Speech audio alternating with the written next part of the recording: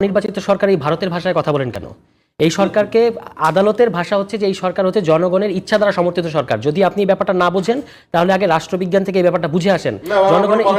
জনগণের ইচ্ছা দ্বারা সমর্থিত সরকার। প্লেটো অ্যারিস্টটলের ভূমিকা পালন করেন, এই কথা বলবেন না। নো আপনি পড়ে আসবেন বলতেছেন, আপনি কি প্রশ্ন করে আসছেন? আপনি তো আমাকে মশাই বলছেন, মূর্খের মতো কথা বলেন এখানে। আপনি তো আমাকে মশাই বলছেন। বাউল ভাই, হোয়াট ইজ দিস? প্রশ্ন করে সে কি মিন করে? আপনি তো একটু বিজ্ঞানী, আপনি একটু আগে মশাই বললেন কেন? বাউল ভাই, অবশ্যই মশাই। আচ্ছা আমি তাহলে আমিও তো বলবো পড়াশোনা কি আমি আপনাকে বলেছি? হ্যাঁ, তা কাকে বলছেন? আমি তো এটা বলেছি যে যারা এটা বোঝে তারা পড়বে।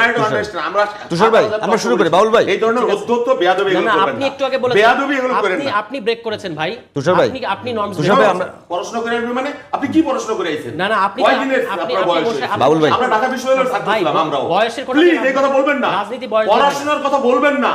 আপনি কি প্রশ্ন করে আইছেন? আপনি কি সক্রেটিস না অ্যারিস্টটল? না, সক্রেটিস অ্যারিস্টটল হওয়া লাগবে না, নরমাল জিনিস বাউল বুঝতে ভাই, হবে। ইসলামী বাউল ভাই, আপনি এটা স্টুপিডিটি, এটা এই ধরনের অত্যন্তপূর্ণ কথাবার্তা। আচ্ছা, প্রশ্ন করে আসবেন আমরা মানে কাউকে হোয়াট ইজ দিস?